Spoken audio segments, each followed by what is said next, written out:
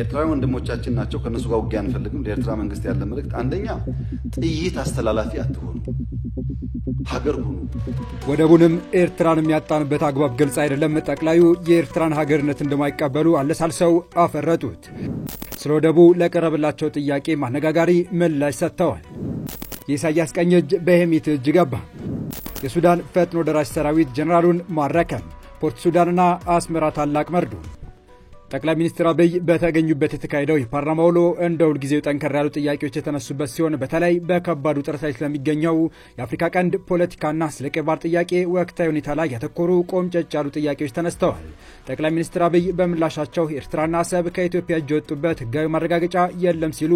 ለኢሳያስ ቡድን ቅስም ሰባሪ የሆነ መልእክት አስተላልፈዋል አንላቀቅም ሲሉም ከባድ ዛቻ አሰምተዋል በሌላ በኩል ደግሞ ኢሳያስ አፈወርቂ የሚደግፉትና የቁርጥ ቀን ወዳጃቸው በሱዳን በአማጺ ኃይል መማረካቸው አስመራን አስደንግጧል ዜናው ለአስመራና ለካይሮ ታላቅ መርዶ እንደሆነ ተሰምቷል የነዚህን መረጃ ዝርዝር በአሁናዊ የመረጃ ሰዓታችን ወደ እናንተ የምናደርስ ይሆናል እኔ ልክ እንደባለፈው አሁንም አስመራ መሄድ ፍላጎት አለኝ ችግር የለብኝም ሰላም ውድ የሩዴሊ ቤተሰቦች እንደምን አላችሁ ቻናሉን ሰብስክራይብ ላይክ ሼር ያደረጋችሁ እስከ መረጃዎቻችን ፍጻሜ አብራችሁን ቆዩ ጠቅላይ ሚኒስትር አብይ አህመድ በፓርላማው ፊት የተፈራውን ጉዳይ አለሳልሰው አፈነዱት ኤርትራ ሀገር የሆነችበትም ሆነ የባህር በሯን ያጣችበትን ስምምነት የፈረመ አንድም ህጋዊ መንግስታዊ ተቋም የለም ያሉት ጠቅላይ ሚኒስትሩ በቅርቡ የመከላከያ ጀነራሎችና የዲፕሎማሲው ጉምቶች የተናገሩት እውነታ ማረጋገጫ የሆነን ጉዳይ በይፋ አፍርጠውታል ከድፍድፍ ነዳጅ እስከ ተጠባቂው ባለ ሁለት አሃዝ የኢኮኖሚ እድገት በፓርላማው ፊት ለኢትዮጵያውያን ትልቁ የምስራች በተነገረበት ቀን አስመራን ጥቁር የሚያስለብሰው ዱብዳም ከጠቅላዩ አንደበት ተሰምቷል ጉዳዩ ከወራት በፊት መደበኛ ባልሆነ መንገድ ሲነገር ከነበረው የኤርትራን ሀገርነት ዕውቅና ማንሳት ጋር የተያዘ ሲሆን ለጉርብትናና ለሰላም ሲባል ለ5 ዓመት የዘለቀው ልምምጥ በቃ ሲሉ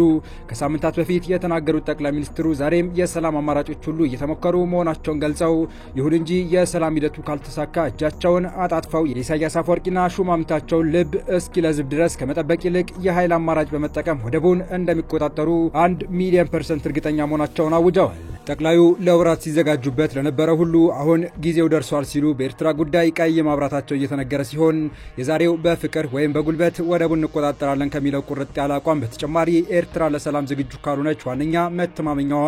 የሆነው የነጻ ሉዓላዊ ሀገርነት ዕውቅና በማሳጣት ቅስሟን ለመስበር ስለማቀዳቸው ፍንጭ ሰጡበት የዛሬው የፓርላማ ውሏቸው በርካታ ኤርትራውያንን አስደንግጧል በማህበራዊ ሚዲያዎች ላይ ትልቅ መነጋገሪያ ጉዳይ ሆኗል ይኸው የኤርትራን የሀገርነት ዕውቅና የማሳጣት ጉዳይ እንደ አጀንዳ አዲስ ባይሆንም የቤተ መንግስቱ ምንጮች ሹክ ያሉት አፈትላኪ መረጃ እንዳመለከተው ከሆነ ጠቅላዩ ከዛሬ ፓርላማ መግለጫቸው አስቀድመው ለከፍተኛ ወታደራዊ መኮንኖቻቸው ጊዜው ደርሷል ራሳችሁ አዘጋጁ የሚል መምሪያ ማውረዳቸው የተሰማ ሲሆን ከሰሞኑ በቢሾፍቱ ከተማ በተካሄደው የመከላከያ ሰራዊት 118ኛ ዓመት ምስረት አባል ላይ የተገኙት ፊልድ ማርሻል ብርሃኑ ጁላ እና የባህር ኃይል አዛዡ ቫይስ አድሚራል ክንዱ የአሰብ ወደብ በባሌም በቦሌም መያዙ እንደማይቀር ማረጋገጫ መስጠታቸው የሚታወስ ነው ኢትዮጵያ ለዓመታት ታገስኩት ካለችው የአሰብ ወደብን በሰጥቶ መቀበል ላይ የተመሰረተ ድርድር ባለቤት የመሆን አማራጭ በኤርትራ በኩል በተደጋጋሚ ውድቅ መደረጉን ተከትሎ በቀጥታ ወደ ጦርነት ከመገባቱ በፊት ጠንከር ያሉ አስገዳጅ ሁኔታዎችን መፍጠር አስፈላጊ ሆኖ በመገኘቱ ኢትዮጵያ ከኤርትራ የሀገርነት ዕውቅና ልታነሳ እያሰበች ነው የሚለው መረጃ ከሳምንታት በፊት በስፋት ሲሰራጭና መነጋገሪያ ጉዳይ ሆኖ መሰንበቱም አይዘነጋም ኢትዮጵያ የኤርትራን ሀገርነት ዕውቅና የማንሳት መብት የሚያጎናጽፋት ዓለም አቀፍ ሕግና ተሞክሮችም ስለመኖራቸው በቂ ፍተሻና ጥናት ተደርጎ ውሳኔው ላይ ስለመደረሱ የሚገልጹት እነዚህ ዘገባዎች አክለውም ይኸው ዓለም አቀፍ ሕግ የሻዕቢያ መንግስት አሁን እያራመደ የሚገኘውን ከዓለም አቀፍ የሉዓላዊነት ፍላጎቶች ጋር የማይጣጣም አቋምና ያለበት አጠቃላይ ግዛታዊ ውድቀትን ግንዛቤ ውስጥ አስገብቶ የሚተገበር ሲሆን ዓለም አቀፍ ስምምነት በተደረሰበትና ማዘር ስቴትስ ፐርሚሽን በሚሰኘው ዓለም አቀፍ ሕግ መሰረት ኢትዮጵያ በፈረንጆቹ በአውሮፓውያን አቆጣጠር 1993 ለኤርትራ መገንጠል የሰጠችውን ዕውቅና እንደገና እንድትመረምር የሚፈቅድ መሆኑን ህጉ ኢትዮጵያ ውሳኔዋን መሻር ከፈለገች ዕውቅናውን በዘላቂነት ማስቀጠል ይገባሻል በሚል ኢትዮጵያን የማያስገድድ ጭምርም እንደሆነም የሚያስረዱ ናቸው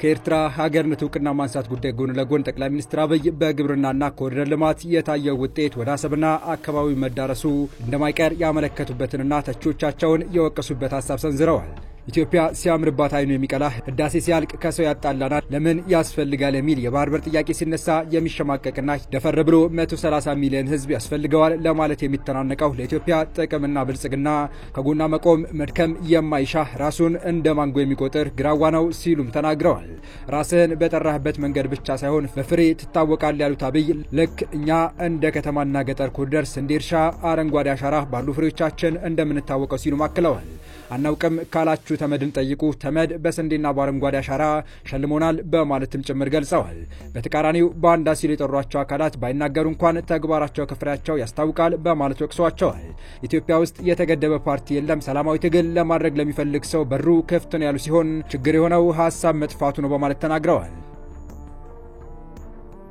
ሐሳብ መጥፋቱን ለማወቅ የነዚህን ባንዳዎች ውሎ ማየት በቂ ነው ያሉት ጠቅላይ ሚኒስትሩ ውሏቸውን ስታዩ ዛፍ በፍሬው እንደሚታወቀው ሁሉ እነሱም ያስታውቃሉ። ለምሳሌ ፓርቲ፣ ምርጫ፣ ህገ መንግስት፣ ወጣት፣ ተስፋ የሌለበት ሀገር ተለጥፎ ለኢትዮጵያ ተስፋ ሊያመጣ የሚችል ሰው የለም ከማን ይማራል ሲሉ ጠይቀዋል። ማንነታቸውን በይፋ ያልገለጿቸውና እነርሱ ሲሉ የጠሯቸውን አካላት በማንሳትም የእነርሱን ዲሞክራሲ ይማራሉ እንዳይባል መንግስት አይታወቅም፣ ካቢኔ፣ ፓርቲ፣ ምርጫ አይታወቅም፣ ምርጫ የሌለበት ተለጥፎ ስለ ምርጫ መጠየቅ አይገርምም በማለት ለምክር ቤቱ ተናግረዋል። የሚያሳዝነው ነገር ሲሉ ጠቅላይ ሚኒስትር አብይ የጠቀሱት ጉዳይ የትላንትናና የዛሬ ፓርቲዎች ተመሳሳይ ፋሽን ሲሉ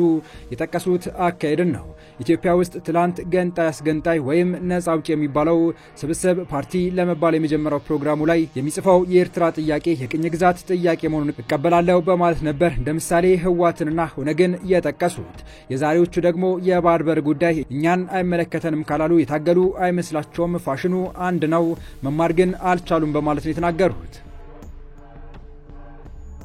ወደ መጨረሻ ወዳደረግነው አጭር መረጃ ተሻገርን። የኢሳያስ ቀኝ እጅ በየሜት እጅ ገባ። የሱዳኑ ፈጥኖ ደራሽ ሰራዊት ጀነራሉን ማረከ። ዜናው ለፖርት ሱዳንና ለአስመራ ታላቅ መርዶ ነው ተብሏል። ጀነራል መሐመድ ሐምዳን ዳጋሎ ወይም ሐሜቲ የአልቡርሃንን ከፍተኛ ጀነራል መማረካቸው ተሰምቷል። ቀጣይ የጦር ኢላማ አስመራ መሆኑ እየተነገረ ነው። የሻዕቢያ ባለስልጣናት ከባድ አጣብቂኝ ውስጥ መግባታቸው ሲነገር የጦሩ መከፋፈል ደግሞ በሶስት አቅጣጫ በደቡብ ከኢትዮጵያ፣ በምስራቅ ከቀይ ባህር አፋር ድርጅት እንዲሁም በምዕራብ ከሱዳን ፈጥኖ ደራሽ ኃይል በኩል ከባድ የጦርነት ስጋት እየመጣባቸው ያሉት ኢሳያስ አፈወርቂ